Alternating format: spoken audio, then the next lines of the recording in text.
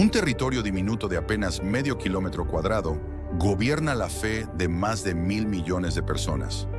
¿Cómo un espacio tan pequeño llegó a convertirse en el corazón del cristianismo mundial? Para entenderlo, debemos viajar casi 2000 años atrás, a los días en que un pescador crucificado en Roma daría inicio a un poder que transformaría la historia. Roma, mediados del siglo I. La ciudad más poderosa del mundo vibra con la brutalidad de Nerón. Entre hogueras y persecuciones, un hombre anciano es clavado en una cruz invertida. Se llama Pedro, discípulo de Jesús, y su ejecución marcará el punto cero de lo que más tarde será el Vaticano.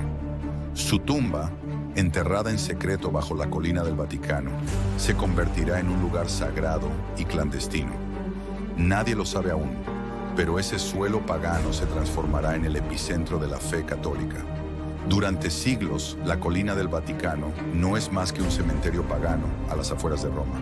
Los cristianos visitan en silencio la tumba de Pedro, arriesgando sus vidas en tiempos de persecución.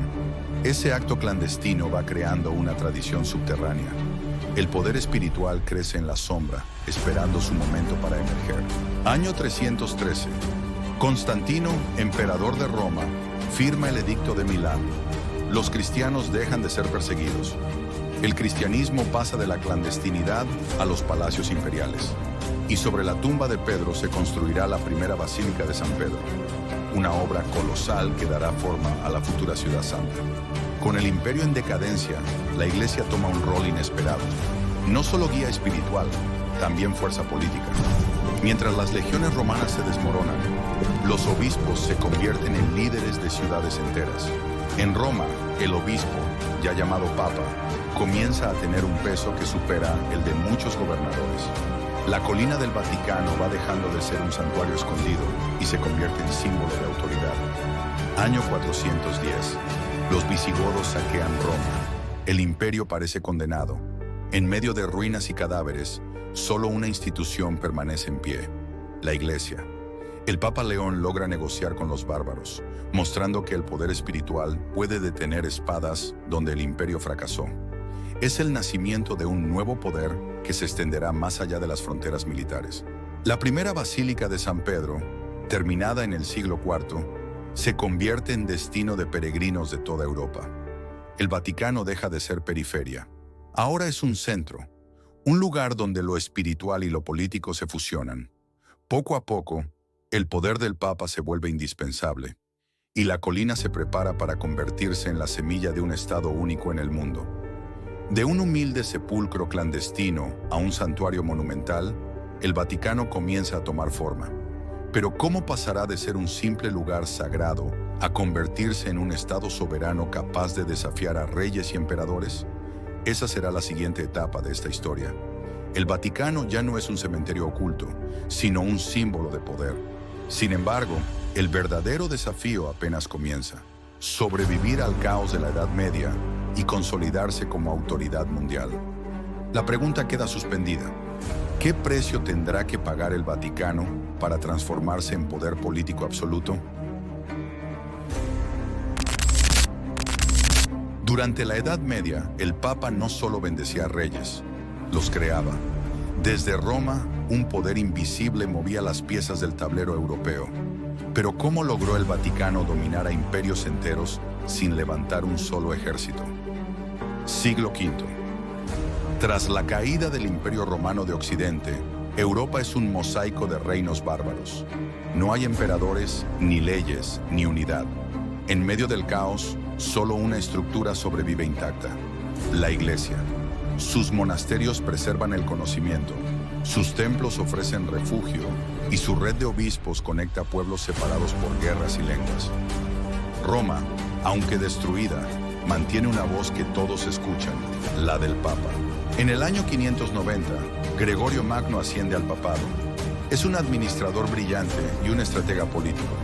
Organiza el suministro de alimentos, dirige diplomacia con reinos bárbaros y convierte al Papa en la figura más respetada del Occidente colapsado. Bajo su liderazgo, la autoridad espiritual se mezcla con la administración civil. El Vaticano comienza a comportarse como un gobierno, siglos antes de ser un Estado. Siglo VIII. El poder del Papa alcanza una nueva dimensión. Los reyes germánicos buscan su bendición para legitimar sus tronos.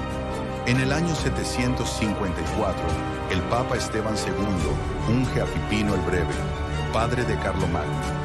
Es la primera vez que un Papa corona a un monarca.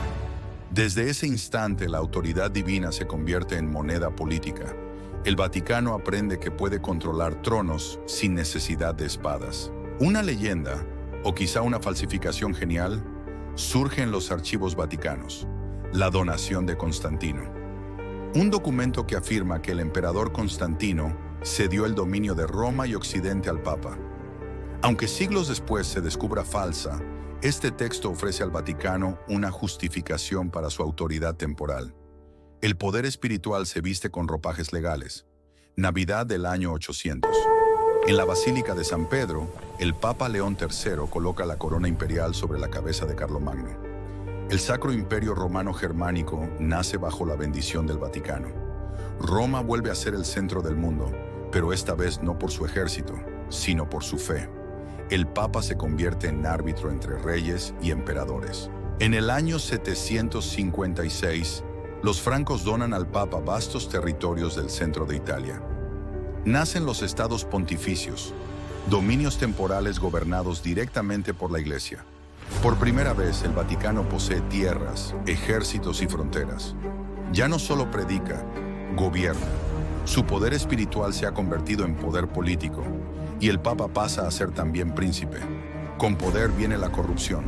En los siglos siguientes, los papas se enredan en conspiraciones, alianzas y traiciones. Algunos gobiernan como santos, otros como señores feudales. El Vaticano se convierte en una corte llena de diplomacia, espionaje y luchas internas. Los reinos europeos comienzan a desconfiar. ¿Sigue el Papa guiado por Dios o por el poder? A finales del siglo X, el Vaticano se hunde en una crisis moral. Papas asesinados, sobornos, nepotismo. El siglo de hierro de la Iglesia pone en duda su santidad. Pero las ruinas del poder suelen ser el preludio de su reinvención. En el horizonte se vislumbra una reforma que lo cambiará todo. El Vaticano ya no es solo un símbolo de fe, sino un actor político temido en toda Europa. Pero ese poder creciente está a punto de volverse su mayor amenaza. ¿Podrá el Vaticano purificarse o será devorado por la ambición que ayudó a crear?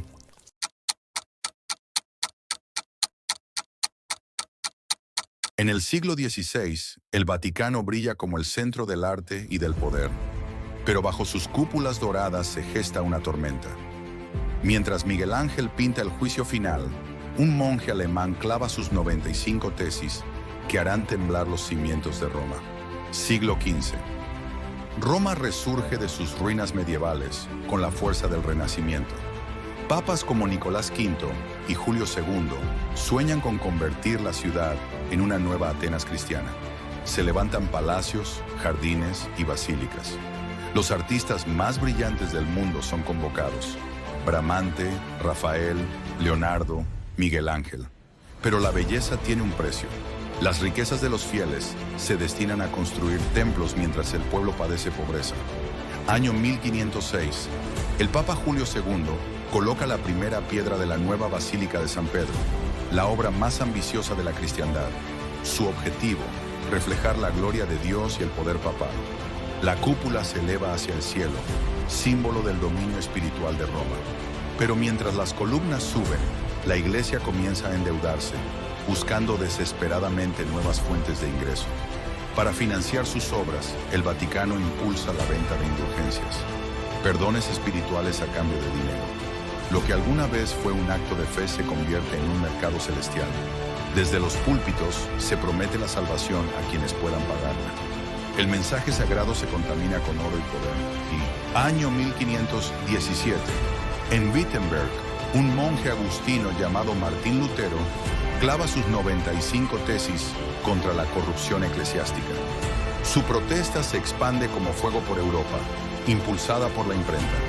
El Vaticano lo excomulga, pero la ruptura ya es irreversible. Nace la Reforma Protestante.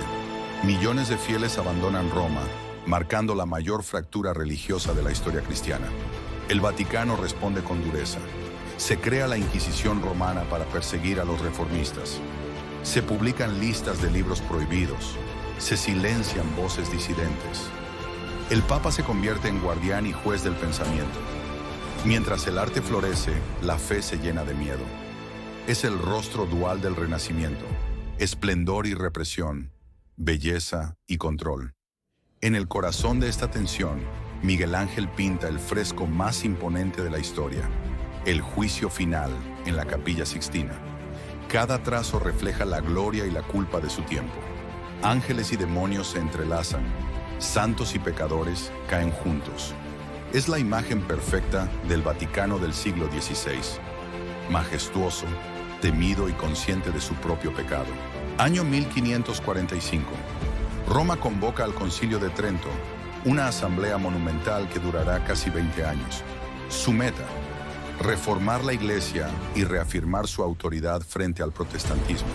Se redefinen dogmas, se crean seminarios, se endurece la disciplina clerical. Es el nacimiento de la Contrarreforma, la respuesta oficial del Vaticano a su mayor crisis. La Iglesia entiende que la fe también entra por los ojos. Comienza una era de arte religioso poderoso, emocional y teatral: el barroco. Roma se convierte nuevamente en un escenario divino, donde cada cuadro y cada escultura grita obediencia y devoción. El Vaticano sobrevive, pero no sin heridas. La Reforma cambió el mapa espiritual de Europa. El Vaticano ha perdido territorios, pero su autoridad interna se ha fortalecido. El mensaje es claro: puede caer, pero siempre se reconstruye. Sin embargo, en el horizonte se levanta una nueva amenaza: la razón. Las luces de la Ilustración están por encenderse. El Vaticano ha sobrevivido a la tormenta de Lutero, pero su mundo empieza a cambiar. Las ideas se vuelven más peligrosas que las armas. ¿Podrá la Iglesia mantener su poder en una era donde la fe empieza a ceder ante la razón?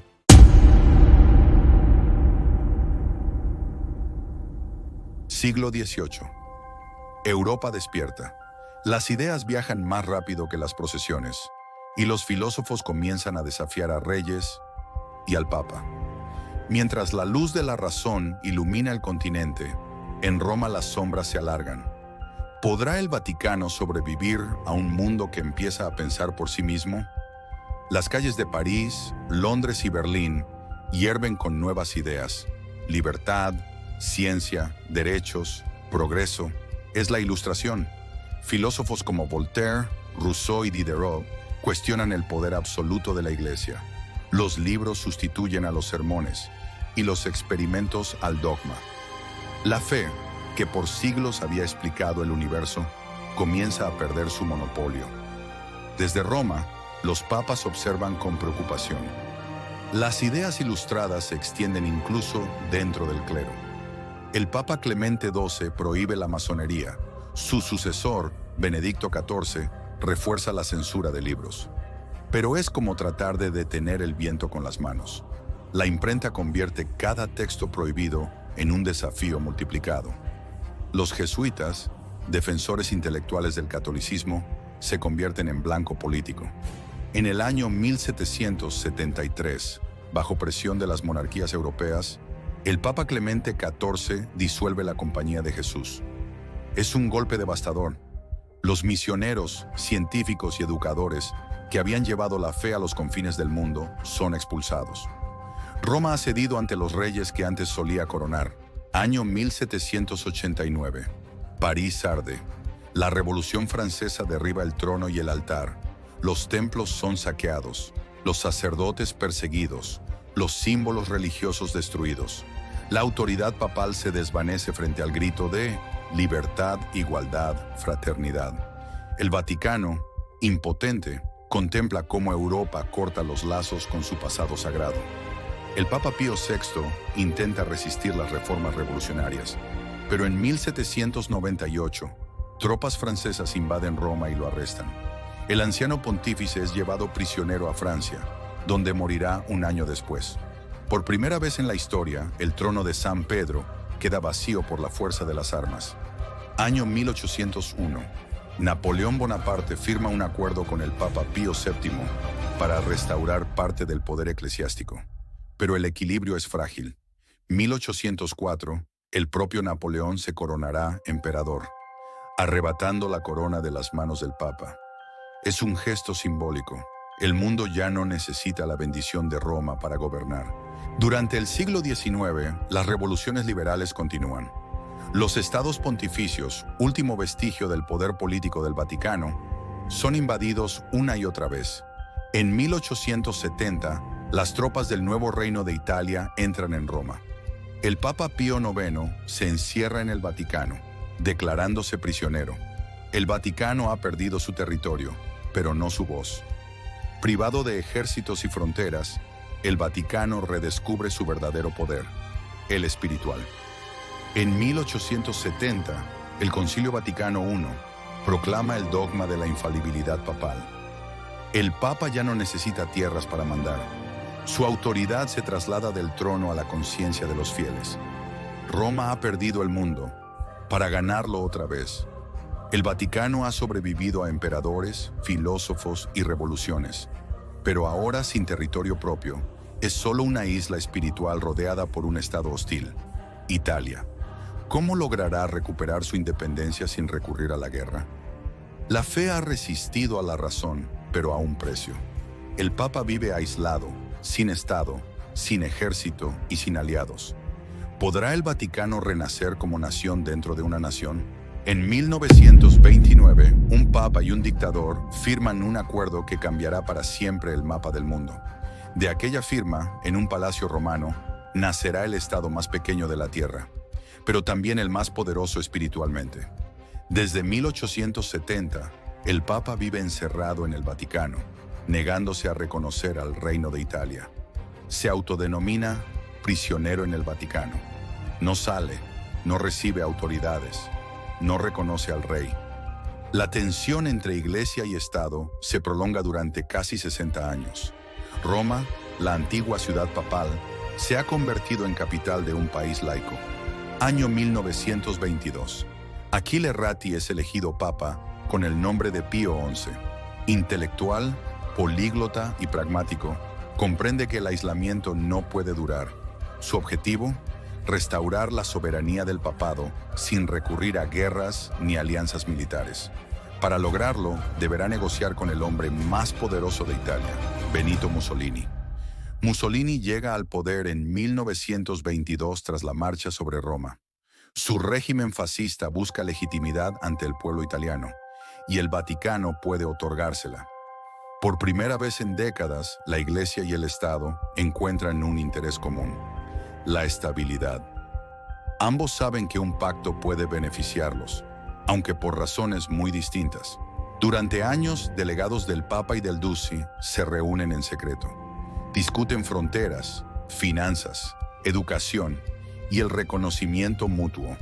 El objetivo, resolver la llamada cuestión romana, abierta desde la unificación de Italia. Las conversaciones avanzan lentamente entre recelos y presiones. Ambos líderes saben que están escribiendo historia. 11 de febrero de 1929. En el Palacio de Letrán, representantes del Vaticano y del gobierno italiano firman 3 documentos fundamentales. 1. Un tratado que reconoce la soberanía del Estado de la Ciudad del Vaticano. 2. Un concordato que regula las relaciones Iglesia-Estado. 3. Un acuerdo financiero como compensación por las tierras perdidas. El Papa vuelve a ser jefe de Estado. Roma por fin tiene 2 soberanos. Con apenas 44 hectáreas, la Ciudad del Vaticano se convierte en el estado más pequeño del mundo. Tiene su propia bandera, moneda, ejército, la Guardia Suiza y correo. En sus muros se encierra una paradoja fascinante: un país sin ciudadanos permanentes, un estado sin territorio rural y un poder que trasciende las fronteras. El acuerdo con Mussolini devuelve la independencia al Vaticano, pero deja una mancha en la historia. El régimen fascista utiliza la firma como propaganda. El Papa, sin embargo, ve en ello una victoria espiritual. La Iglesia ha recuperado su libertad. En un siglo dominado por ideologías extremas, el Vaticano elige el camino de la diplomacia. Desde ese momento, el Vaticano adopta un papel distinto. Ya no compite por territorios, sino por influir en las conciencias. Su poder se convierte en moral, diplomático y simbólico. Las embajadas del mundo se abren ante su puerta. Los líderes buscan su bendición. El Papa se transforma en una voz global. El renacimiento del Vaticano llega justo antes de una nueva catástrofe mundial. En Europa, los vientos del fascismo y el nazismo soplan con fuerza. Pío XI observa con preocupación el ascenso de Hitler y la inminente guerra. Una vez más, el Vaticano deberá elegir entre el silencio, la resistencia o la supervivencia. El Vaticano ha vuelto a existir como Estado soberano, pero su resurrección llega en la antesala del conflicto más sangriento del siglo. ¿Podrá la Ciudad Santa mantenerse neutral cuando el mundo entero se desangre en guerra?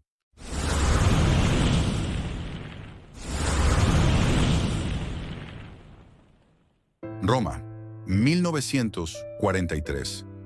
Los nazis marchan por las calles mientras los aliados bombardean la ciudad.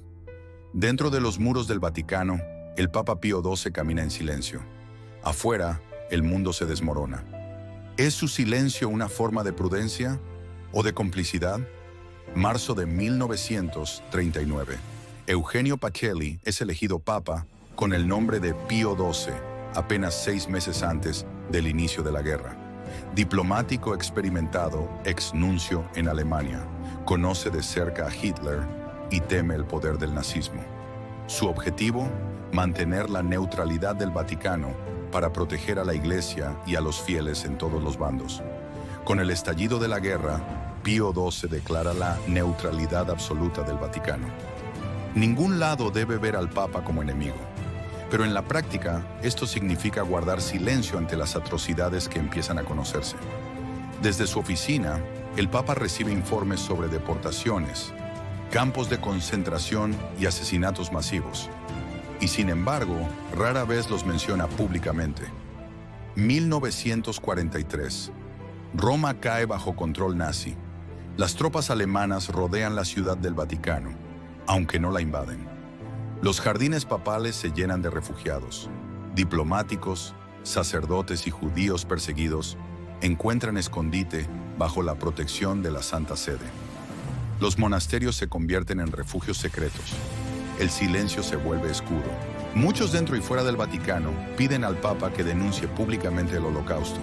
Pero Pío XII teme que una condena abierta provoque represalias contra los católicos en territorios ocupados. Su silencio, dice, es un acto de prudencia. Sin embargo, el mundo interpreta su silencio como indiferencia. La pregunta divide a historiadores hasta hoy. ¿Hizo el Papa lo suficiente? En junio de 1944, los aliados liberan Roma. Por primera vez en años, los cañones callan.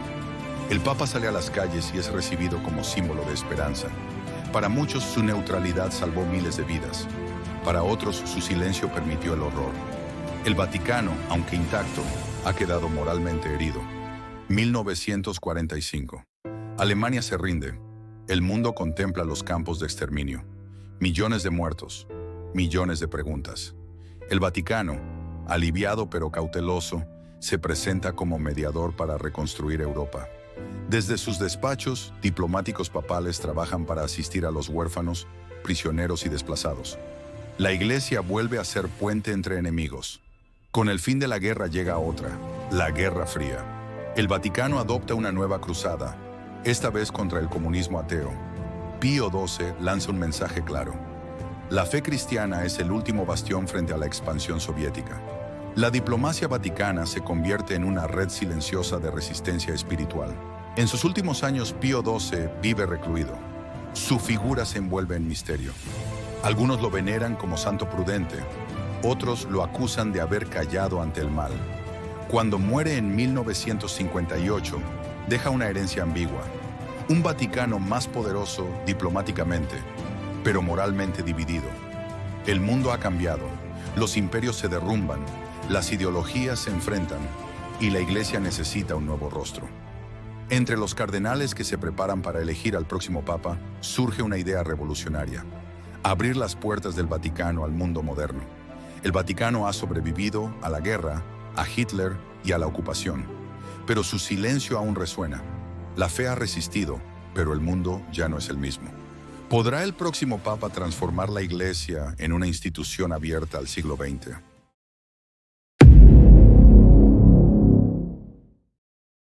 1962.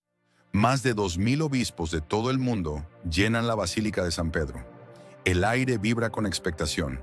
En el centro, un anciano sonriente abre los brazos y pronuncia una frase que cambiará la historia. Abramos las ventanas del Vaticano para que entre aire fresco. Su nombre, Juan XXIII, año 1958. Angelo Giuseppe Roncalli, un cardenal considerado de transición, es elegido papa con el nombre de Juan XXIII. Todos esperan un pontificado breve y tranquilo, pero el nuevo papa tiene otros planes. Con su sencillez y calidez conquista al mundo. Desde el primer día habla de paz, unidad y diálogo. Su visión, reconciliar la Iglesia con la modernidad. En enero de 1959, el Papa anuncia que convocará un concilio ecuménico, una asamblea mundial para revisar las enseñanzas y la misión de la Iglesia. La noticia sorprende incluso a los cardenales. Nadie lo esperaba. Han pasado casi 100 años desde el último concilio. Juan XXIII no quiere condenar al mundo moderno. Quiere dialogar con él. 11 de octubre de 1962. Bajo la cúpula de Miguel Ángel comienza el Concilio Vaticano II. 2500 obispos, teólogos, observadores de otras religiones y hasta laicos llenan la Basílica de San Pedro. Nunca antes se había visto una reunión tan diversa dentro del cristianismo. Las discusiones serán intensas. El papel del Papa, el idioma de la misa, la relación con el mundo moderno, los derechos humanos, la libertad religiosa. Juan XXIII insiste en que el objetivo no es condenar, sino comprender. El concilio propone un cambio de mirada. La Iglesia ya no se presenta como juez del mundo, sino como su compañera. Se promueve el uso de lenguas locales en la misa, se impulsa el diálogo con otras religiones y se reconoce la dignidad humana como centro del mensaje cristiano. En junio de 1963, Juan XXIII muere antes de concluir el concilio. Millones de personas lloran su partida. Su sucesor, Pablo VI, promete continuar la misión. El nuevo Papa asume la tarea de cerrar el concilio y aplicar sus reformas. El Papa Pablo VI culmina el concilio en 1965. Su pontificado se convierte en un puente entre tradición y modernidad. Promueve la paz en plena Guerra Fría, viaja a Tierra Santa y pronuncia discursos en la ONU. Es el primer papa que sale de Europa en siglos. El Vaticano comienza a hablar el lenguaje del mundo global. Las reformas del concilio transforman la vida cotidiana de la Iglesia. Los fieles participan activamente en la misa. Los sacerdotes miran al pueblo en lugar de darle la espalda. Las monjas trabajan en misiones sociales. Y la caridad se convierte en puente entre culturas. El Vaticano ya no es solo un símbolo de poder, sino una institución en movimiento. Pero no todos aceptan los cambios. Algunos sectores conservadores acusan al Vaticano de traicionar la tradición. Otros creen que las reformas no fueron lo bastante lejos. El equilibrio entre lo antiguo y lo nuevo se convierte en una batalla interna que marcará los siguientes pontificados. Pablo VI deja una herencia clara. El Vaticano ha abierto sus puertas al mundo, pero debe aprender a convivir con él. La fe ya no se impone desde arriba, se comparte. La Iglesia entra en la era moderna, aunque las sombras del pasado aún la acompañan. El Vaticano ha renacido en medio del siglo XX. La rigidez medieval ha dado paso al diálogo, la diplomacia y la inclusión. Pero este nuevo rostro enfrentará pronto una serie de crisis internas que pondrán a prueba todo lo construido. ¿Podrá el Vaticano mantener su credibilidad ante los escándalos y los desafíos del mundo contemporáneo?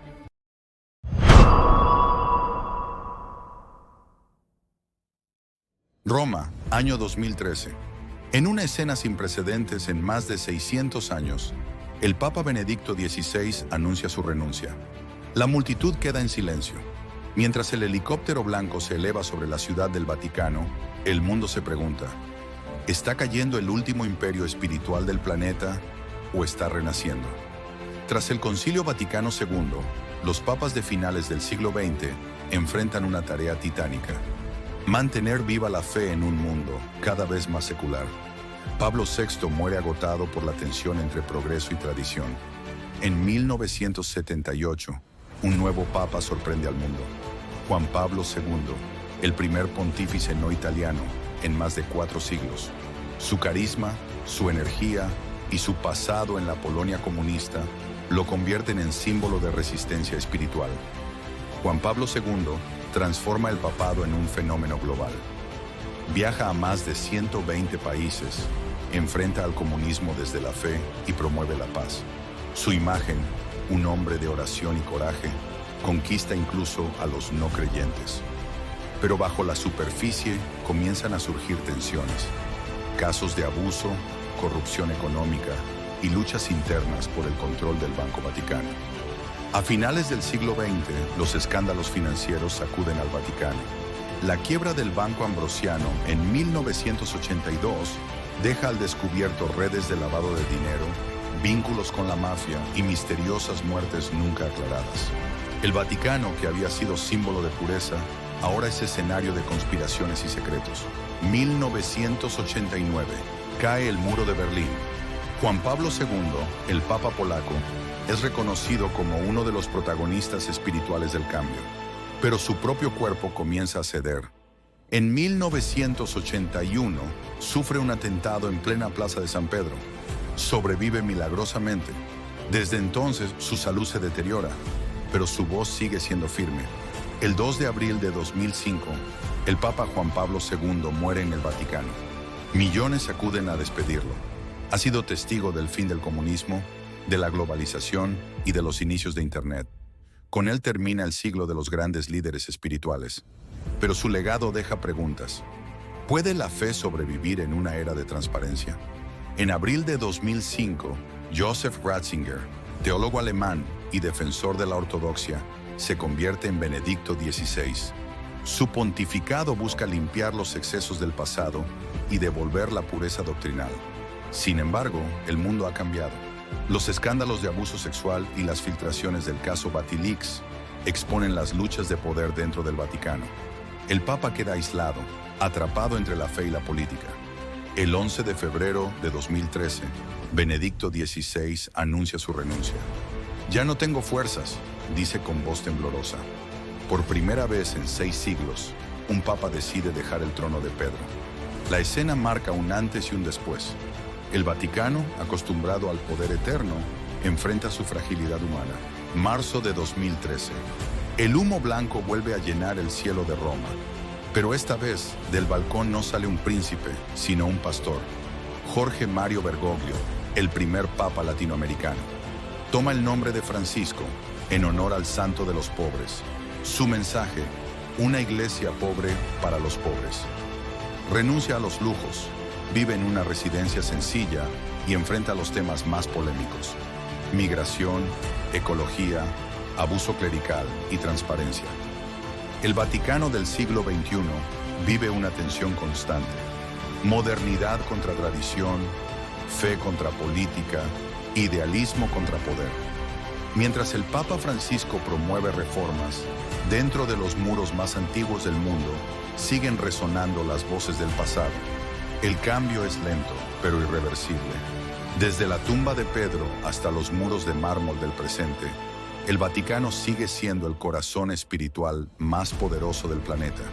Su historia no es solo la de una religión, sino la de la humanidad intentando comprender el misterio del poder, la fe y la redención.